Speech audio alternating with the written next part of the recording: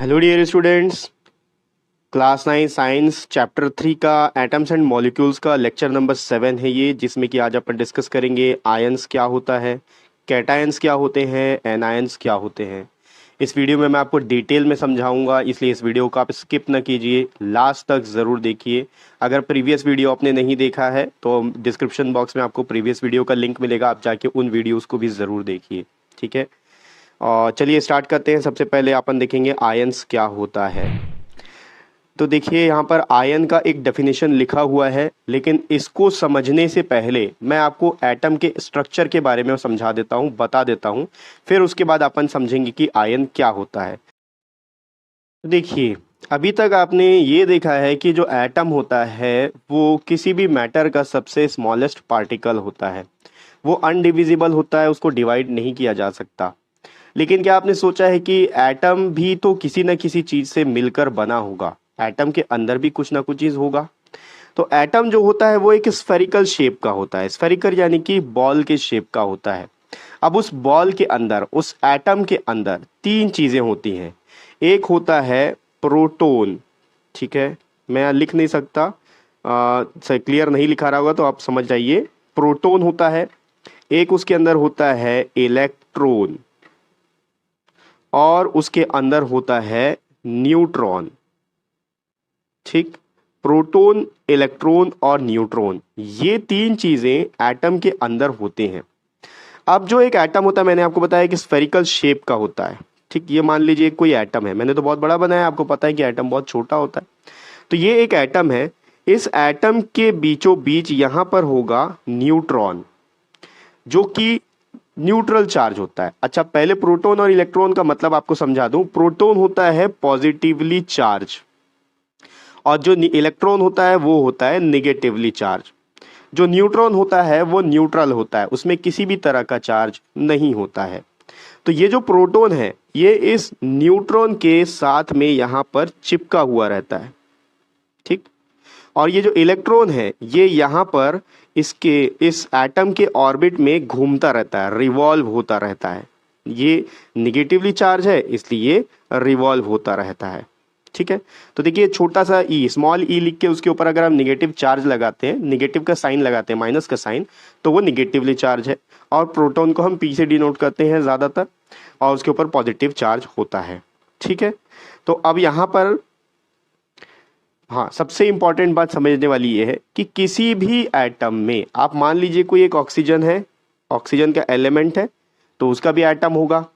Chlorine है, उसके अंदर भी एटम होंगे, क्लोरीन का एलिमेंट है। मान लीजिए कोई सोडियम है या फिर हाइड्रोजन है, ये सारे के सारे एलिमेंट्स किससे मिलके बने? एटम से मिलके बने हैं।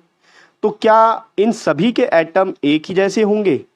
कुछ ना कुछ तो डिफरेंस होगा, तभी हम उसका नाम अलग अलग दे रहे हैं। किसी को ऑक्सीजन बोल रहे हैं, किसी को क्लोरीन बोल रहे हैं, किसी को हाइड्रोजन बोल रहे हैं।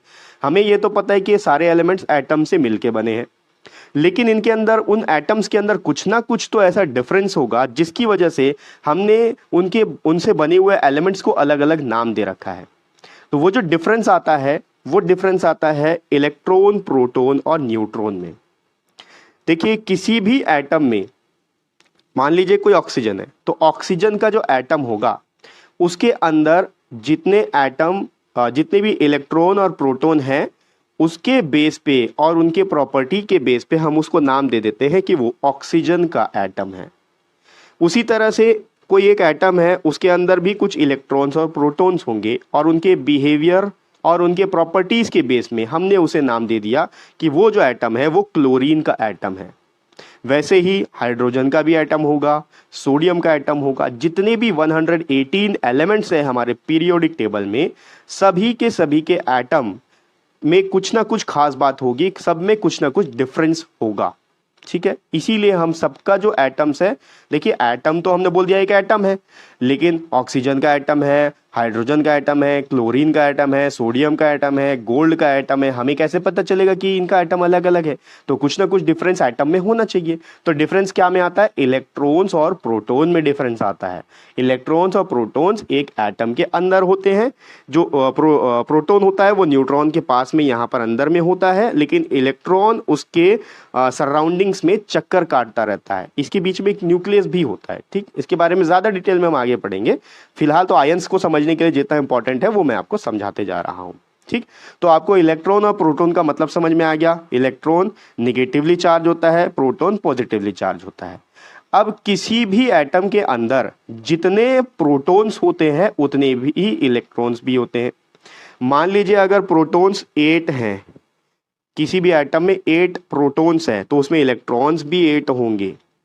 अगर किसी एटम के जो प्रोटॉन है वो 11 है तो उसके अंदर इलेक्ट्रॉन्स भी 11 ही होंगे, कम या ज़्यादा नहीं होंगे, तभी वो एटम कहलाएगा। ठीक, अब होता क्या है, देखो इलेक्ट्रिसिटी आपको पता है क्या होता है? इलेक्ट्रिसिटी एक तरह का एनर्जी होता है। तो किसी भी चीज़ को अगर हम चार्ज करते हैं, यानी कि हम क्या कर रहे हैं, उसमें इलेक्ट्रिक चार्ज दे रहे हैं, तो उसमें हम एनर्जी प्रोवाइड कर रहे हैं। तो ये जो इलेक्ट्रॉन्स हैं ये यहाँ पर घूम रहे हैं, एटम के सराउंडिंग्स में घूम रहे हैं। इनको चार्ज मिल जाता है कहीं से, किसी भी तरह का चार्ज मिल जाता है। चार्ज कैसे मिलता है आप हायर क्लासेस में पढ़ोगे या फिर आगे के चैप्टर्स में पढ़ लोगे। तो इनको जब चार्ज मिलता है तो जिस जगह ये चक्कर काट रहे हैं, इसको तो ऑर्बिट बोला जाता है जहां ये चक्कर काट रहे हैं, तो जिस ऑर्बिट में ये चक्कर काट रहे हैं, चक्कर काटते काटते इनको जब एनर्जी मिलता है तो इनका स्पीड बढ़ जाता है। स्पीड बढ़ते बढ़ते ये ऑर्बिट को छोड़ के बाहर निकल जाते हैं। ठीक है, अब ये ऑर्बिट छोड़ के बाहर निकल गए।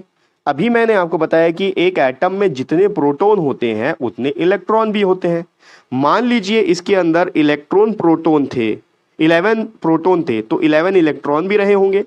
तो प्रोटॉन को तो न्यूट्रॉन ने यहां पर बीचों बीच पकड़ के रखा हुआ है, लेकिन यहां से एक इलेक्ट्रॉन ऐसा था जो कि रिवॉल्व होते होते होते होते उसमें इतना स्पीड आ गया, इतनी एनर्जी मिल गई कि वो यहां से निकल के बाहर चला गया। अब जब वो बाहर चले गया तो इसके अंदर इलेक्ट्रॉन्स कितने बचे? 10। ठीक है, अब 10 बचे तो मान लीजिए ये जो एटम है ये सोडियम का एटम है, Na। अगर ये सोडियम का एटम है तो इसके अंदर अब कितने बचे हैं? देखो पहले 11 इलेक्ट्रॉन और 11 प्रोटॉन थे, लेकिन एक इलेक्ट्रॉन बाहर चले गया तो एक पॉजिटिव बढ़ गया यहाँ पर। प्रोटॉन मतलब पॉजिटिव, इलेक्ट्रॉन मतलब निगेटिव। अब बताओ बराबर है क्या दोनों? नहीं है। क्या चीज ज्यादा है? पॉजिटिव साइन ज्यादा है। कितना ज्यादा है? 1 ज्यादा है। तो इसके ऊपर प्लस का साइन आ जाएगा और इसी को हम आयन कहते हैं।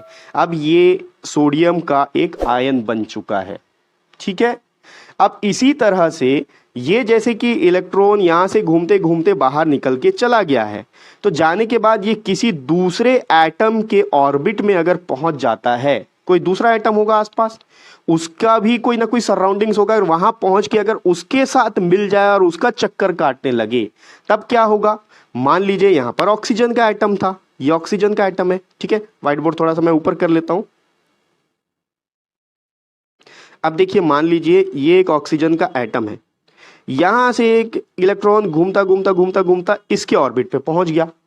तब ऑक्सीजन के पास पहले मान लीजिए 8 प्रोटॉन और 8 इलेक्ट्रॉन थे। ठीक है, यानी कि 8 पॉजिटिव और 8 निगेटिव हो गए। तो ये जो इलेक्ट्रॉन बाहर से यहां पर आ गया है, इसके आने से क्या हो गया? इस ऑक्सीजन में एक निगेटिव जो है बढ़ गया है, तो यहां पर अब 9 इलेक्ट्रॉन्स हो गए। ठीक है, तो माइनस साइन बढ़ गया, प्लस साइन कम हो गया, तो ऑक्सीजन के ऊपर एक माइनस का साइन शो कर देंगे। ये भी एक आयन कहलाएगा। ठीक है, तो आपको समझ में आ गया इलेक्ट्रिकली चार्ज का मतलब क्या होता है? उसको एक एनर्जी मिल गया, एनर्जी मिलने से वो रिवॉल्व होते होते होते हुए मतलब अपने ऑर्बिट से बाहर चला गया, अपने एटम को छोड़ के किसी और के पास चला गया। जब चला गया तो वहां पर पॉजिटिव का साइन आ गया। अब जिसके पास गया है उसके पास एक निगेटिव बढ़ गया, निगेटिव बढ़ने से उसके पास निगेटिव चार्ज आ गया। तो यही जो पॉजिटिव और निगेटिव चार्ज जब आ जाता है तो उसे हम आयन कहते हैं।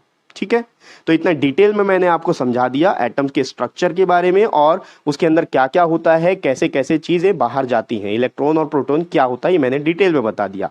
अब अपन इसके डेफिनेशन को देखते हैं। तो अब देखिए आयन का यहाँ पर डेफिनेशन लिखा हुआ है। यहाँ पर क्या लिखा है, it is an electrically charge atom और अ ग्रुप ऑफ एटम। कोई भी एक ऐसा एटम या फिर ग्रुप ऑफ एटम, मतलब एटम का ग्रुप है, बहुत सारे एटम का एक ग्रुप है जिसके ऊपर इलेक्ट्रिकली चार्ज आ गया। अभी मैंने आपको बताया इलेक्ट्रिकली चार्ज क्या होता है, या तो पॉजिटिव का साइन आ जाएगा या निगेटिव का। कैसे आएगा, इलेक्ट्रॉन या तो कूद के दूसरे की तरफ चला जाएगा या फिर उसके ऑर्बिट के अंदर आ जाएगा। तो ऐसे में उसको हम क्या बोलते हैं, आयन बोलते हैं। It is formed by loss और gain of one or more electrons bye an atom. ये कैसे फॉर्म होता है, या तो कोई इलेक्ट्रॉन को गेन कर लेगा यानी कि उसके ऑर्बिट में इलेक्ट्रॉन आ जाएगा, या फिर उसको गेन कर लेगा या लॉस कर लेगा, या फिर उसके ऑर्बिट से बाहर चला जाएगा। अब एक इलेक्ट्रॉन भी जा सकता है, एक से ज़्यादा इलेक्ट्रॉन भी जा सकता है। तो ऐसे कंडीशन में उसको हम क्या बोलते हैं, आयन बोलते हैं। ठीक, आगे बढ़ते हैं नेक्स्ट स्लाइड में। Types of ions. Ions basically दो टाइप के होते हैं, एक तो होता है कैटायन और एक होता है एनायन। कैटायन क्या होता है, पॉजिटिवली चार्ज आयंस, जो पॉजिटिवली चार्ज है, जैसे कि Na पॉजिटिव, तो Na के ऊपर पॉजिटिव आया है, इसका मतलब क्या, उसके ऑर्बिट से एक इलेक्ट्रॉन निकल के चला गया है। ठीक है, अगर 2 पॉजिटिव रहेगा यानी कि 2 इलेक्ट्रॉन चला गया, 3 पॉजिटिव यानी कि 3 इलेक्ट्रॉन चला गया। ठीक है, तो जो पॉजिटिवली चार्ज आयन होते हैं उन्हें हम कैटायन कहते हैं। एनायन क्या होता है, निगेटिवली चार्ज इलेक्ट्रॉन्स या निगेटिवली चार्ज आयन। अब निगेटिव कैसे बनेगा, कोई एक एटम है, उसके एटम के अंदर कोई दूसरा इलेक्ट्रॉन वहां पर उसके ऑर्बिट में आ गया है, तो क्या हो गया, वहां पर माइनस का साइन बढ़ गया। अब एक इलेक्ट्रॉन आया है तो एक माइनस का साइन आएगा, 2 इलेक्ट्रॉन आया है तो 2 माइनस का साइन आएगा, 3 आया है तो 3 माइनस का साइन आएगा, और ऐसे ही बढ़ता जाता है। ठीक, तो निगेटिवली चार्ज आयन को हम एनायन कहते हैं। अब इसके बारे में थोड़ा सा डिटेल में पढ़ लेते हैं कि कैटायन क्या होता है और एनायन क्या होता है।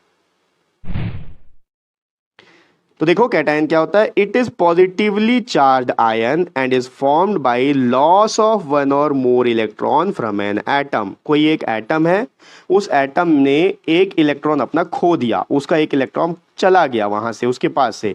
तो जब वो चला गया तो उसके पास क्या बचा, पॉजिटिव का साइन बचेगा। क्यों, क्योंकि मान लीजिए मैंने एग्जांपल दिया था 11 इलेक्ट्रॉन और 11 प्रोटॉन है, तो दोनों के दोनों बराबर है, प्लस और माइनस बराबर है। इलेक्ट्रॉन एक चला गया यानी कि वहां पर 10 माइनस बचे हैं और 11 पॉजिटिव बचा हुआ है, तो उसके ऊपर कौन सा चार्ज आएगा, प्लस का चार्ज आएगा, और उसी को हम कैटायन बोलते हैं। कैसे होता है ये, loss of one or more electron, एक या एक से ज्यादा इलेक्ट्रॉन जब उसके ऑर्बिट से, किसी एटम के ऑर्बिट से चला जाता है तो हम उसको कैटायन बोलते हैं। इसका एग्जाम्पल यहाँ पर दिया हुआ है, sodium atom loses 1 electron to form a sodium ion. अभी सोडियम का कोई एक एटम है, अब सोडियम के एटम के अंदर 11 इलेक्ट्रॉन्स हैं और 11 प्रोटॉन्स हैं। अब उसमें से एक इलेक्ट्रॉन्स निकल कर चला गया। अब एक निकल के गया है तो एक ही पॉजिटिव साइन आएगा। देखो यहाँ पर एक ही पॉजिटिव साइन है, ये सोडियम है, सोडियम से एक इलेक्ट्रॉन माइनस हो गया, तो यहाँ पर क्या बचा, Na पॉजिटिव, यानी कि सोडियम का एटम से सोडियम आयन बन चुका है। ठीक, आगे बढ़ते हैं, इसका एनायन क्या होता है वो देख लेते हैं। देखो एनायन जस्ट कैटायन का उल्टा होता है। अब यहाँ पर क्या होगा, इलेक्ट्रॉन रिसीव होगा यानी कि गेन होगा, एक नया इलेक्ट्रॉन उसके ऑर्बिट में आ जाएगा। क्या लिखा है देखो, it is a negatively charge ion and is formed by the gain of one or more electron by an atom.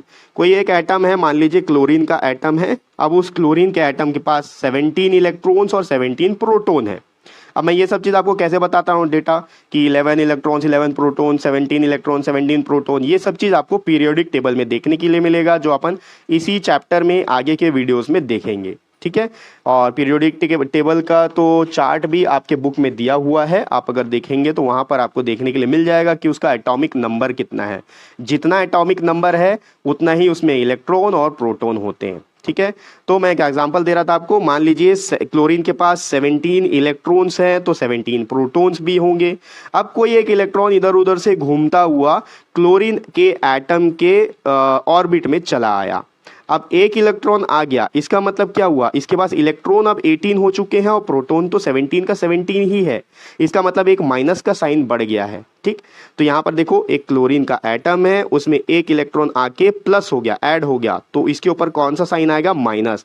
तो अब क्लोरीन का जो एटम था, जो Cl था, उसके ऊपर जब माइनस का साइन आ गया है तो ये क्या बन गया, क्लोरीन का आयन बन गया। सिंपल वर्ड्स में बताऊं तो किसी भी एलिमेंट में अगर आपको ऊपर में साइन दिख जाए प्लस या माइनस का तो वो आयन कहलाता है। अब ये प्लस और माइनस कैसे आता है? जब किसी एटम ने अपना इलेक्ट्रॉन लूज कर दिया हो या इलेक्ट्रॉन को गेन कर लिया हो। अगर इलेक्ट्रॉन को लूज कर लिया तो पॉजिटिव का साइन आएगा, और अगर इलेक्ट्रॉन को गेन कर लिया है तो निगेटिव का साइन आएगा।